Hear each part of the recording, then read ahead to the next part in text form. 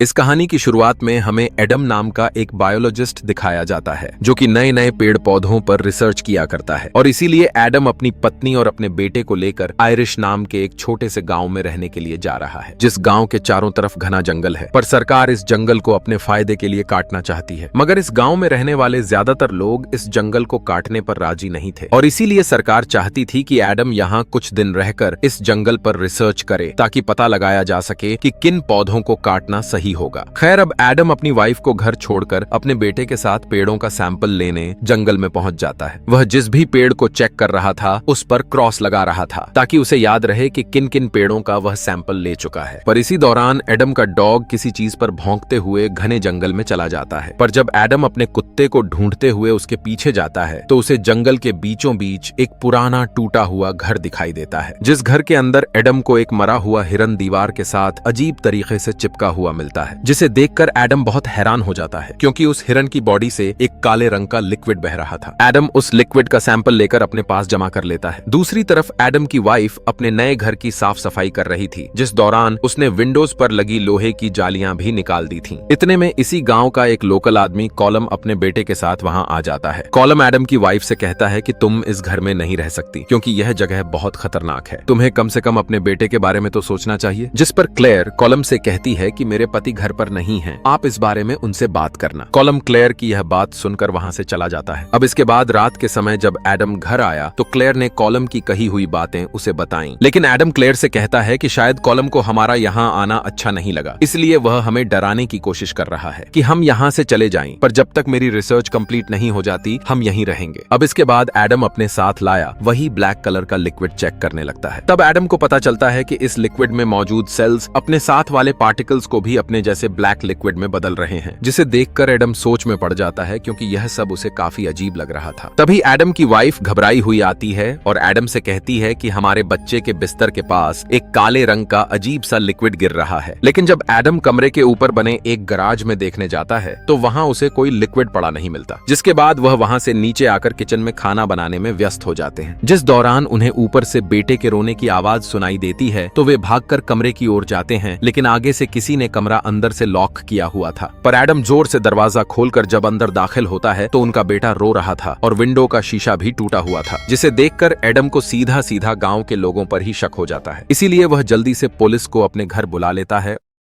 और बताता है कि कॉलम नाम का एक आदमी हमें इस गांव से निकालना चाहता है। लेकिन वह पुलिस वाला एडम को बताता है कि ऐसा कुछ भी नहीं है। दरअसल आज से कुछ साल पहले कॉलम की बेटी इसी जंगल में लापता हो गई थी और काफी ढूंढने के बाद भी वह नहीं मिली। जिसके साथ साथ पुलिस वाला यह भी बताता है कि इस जंगल के बारे में लोगों का यह भी कहना है कि इस जंगल में हॉलो नाम का एक क्रीचर रहता है जो इतना खतरनाक है कि वह लोगों को देखते ही उन पर हमला कर देता है और छोटे बच्चों को अपने साथ उठाकर ले जाता है। हॉलो क्रिएचर दिन की रोशनी में कभी बाहर नहीं आता और अक्सर रात को ही हमला करता है। इसीलिए कॉलम तुम्हें यहाँ पर रहने के लिए मना कर रहा था क्योंकि वह नहीं चाहता था कि तुम्हारे बेटे को कोई भी नुकसान पहुंचे। और रही बात विंडो टूटने की, तो तुम्हें सभी खिड़कियां और दरवाजे हमेशा बंद ही रखने चाहिए। पर क्लेयर ने विंडोज के आगे लगी सभी लोहे की जालियां खुद ही हटा दी थीं क्योंकि उसे वे दिखने में काफी बुरी लग रही थीं। पर पुलिस वाले के जाने के बाद एडम टूटी हुई खिड़की की पिक्चर्स लेने लग जाता है क्योंकि उसे अभी भी लग रहा था कि यह कॉलम का ही काम है। लेकिन तभी उसे एहसास होता है कि उसके पीछे कोई है और इसी बीच उसे जंगल से कुछ डरावनी आवाजें सुनाई देने लगती हैं। एडम जैसे ही पीछे मुड़कर देखता है वहां कोई भी नहीं था, पर एडम चेक करने के लिए वहां की भी एक फोटो लेने लग जाता है और तभी कैमरा का फ्लैश ऑन होते ही हमें एक अजीब सा क्रिएचर दिखाई देता है जो एक हॉलो क्रिएचर ही था। पर अगले ही पल वह क्रिएचर स्टोर रूम की तरफ भाग जाता है तो एडम का डॉग भी स्टोर रूम की तरफ भौंकना शुरू कर देता है, जिससे एडम को पक्का यकीन हो जाता है कि जरूर वहां कोई है। इसीलिए एडम देखने के लिए स्टोर रूम की तरफ जाने लग जाता है, पर उसे वहां कोई भी चीज दिखाई नहीं देती।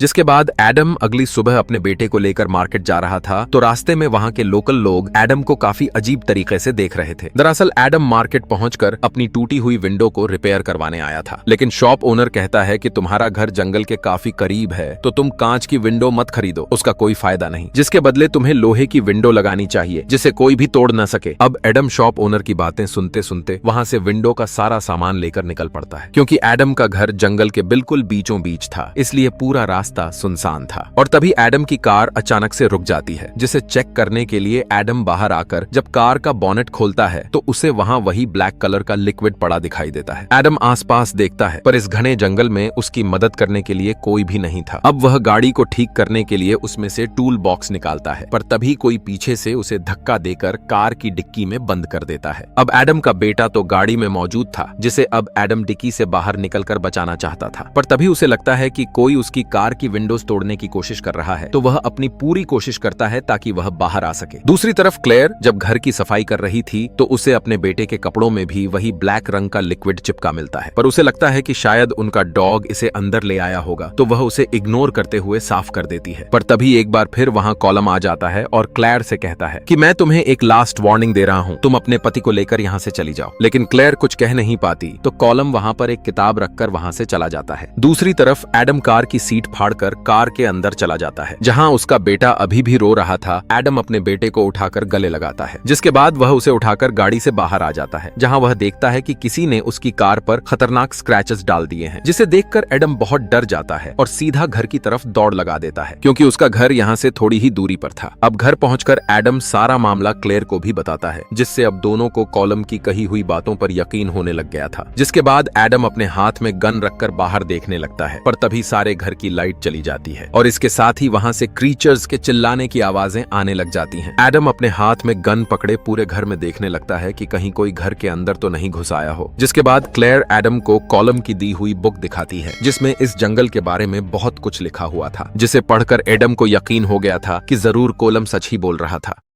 जब ये लोग गाड़ी के पास पहुंचने ही वाले थे, तभी उनका डॉग अचानक रुक गया। वो गाड़ी की तरफ घूरता हुआ जोर जोर से भौंकने लगा। असल में उसे एक साया नजर आ रहा था, जिस वजह से अब डॉग ने उस साये का पीछा करना शुरू कर दिया। अब कुछ देर तक तो सिर्फ उसके भौंकने की आवाज सुनाई दी, लेकिन फिर एक तेज चीख गूंज उठी। तभी एडम समझ गया कि उसका डॉग अब जिंदा नहीं रहा। इसके बाद एडम की वाइफ गाड़ी में बैठ गई और अब एडम ने बोनेट खोला तो देखा गाड़ी के ऊपर वही काला चिपचिपा सा लिक्विड और ज्यादा फैल चुका था। जिसके बाद वो उसे साफ करने लगा, लेकिन उसी वक्त उसकी वाइफ ने पीछे मुड़कर देखा कि अंधेरे में कई साए खड़े थे। ये देखकर वो बहुत ज्यादा डर जाती है। वो जल्दी से गाड़ी स्टार्ट करती है, लेकिन जैसे ही हेडलाइट्स ऑन होती हैं, सामने कई अजीब डरावने क्रीचर्स नजर आते हैं। ये देखकर वो ऊंची ऊंची चिल्लाने लगती है। एडम तुरंत गाड़ी में बैठा और बच्चे के साथ वहां से निकलने की कोशिश की, मगर रास्ते में अचानक एक छोटी लड़की उनके सामने आ गई। ये देखकर वाइफ घबरा गई, जिस वजह से उसने स्टीयरिंग मोड़ दी और गाड़ी सीधा एक गड्ढे में जा घुसी। अब गाड़ी को वहां से निकालना मुश्किल था, इसलिए एडम और उसकी वाइफ अपने बेटे को लेकर वहां से भागकर वापस घर पहुंचे। वहां जाकर उन्हें समझ आया कि कॉलम सही कह रहा था। जंगल में बहुत खतरनाक क्रीचर्स रहते हैं, जिन्हें हॉलॉ कहा जाता है। वो सिर्फ अंधेरे में निकलते हैं, उजाले में कभी नहीं आते। इसके बाद एडम ने दरवाजे के छोटे से होल से बाहर देखने की कोशिश की। तभी एक क्रीचर ने सीधा उसकी आंख पर वार कर दिया, जिससे उसकी आंख जख्मी हो जाती है। वो बहुत ज्यादा दर्द में था, लेकिन फिर भी अपनी फैमिली को बचाने के लिए एडम ने वाइफ और बेटे को अटिक में छुपा दिया। उसे मालूम था कि अगर हम किसी भी तरह सुबह तक जिंदा रहे तो बच सकते हैं, क्योंकि वो क्रीचर्स उजाले से भाग जाते हैं। इसलिए एडम ने जनरेटर चालू करने का फैसला किया। अब वो जनरेटर के पास गया, पर तभी एक क्रीचर का हाथ खिड़की से अंदर घुसा और वो उसकी वाइफ पर हमला करने ही वाला था कि एडम ने तुरंत स्विच ऑन कर दिया और सारे घर में बिजली चमक उठी, जिसकी वजह से सारे क्रीचर्स वहां से चले गए। लेकिन बुरी खबर ये थी कि एडम खुद इन्फेक्टेड हो गया था और उसका शरीर धीरे धीरे एक हॉलो में बदलने लगा। लेकिन फिर भी वो अपनी वाइफ और बेटे के पास वापस आया। उसने अपने बेटे को अलमारी में छुपा दिया और फिर अपनी वाइफ के साथ मिलकर वो खिड़कियों पर लगी आयरन रॉड्स दोबारा सेट करता है, ताकि कोई क्रीचर अंदर ना आ सके। लेकिन एक क्रीचर तो पहले से ही अंदर आ चुका था, जिसने एडम के बेटे को उठाया और सीधा ऊपर अटैक में ले गया।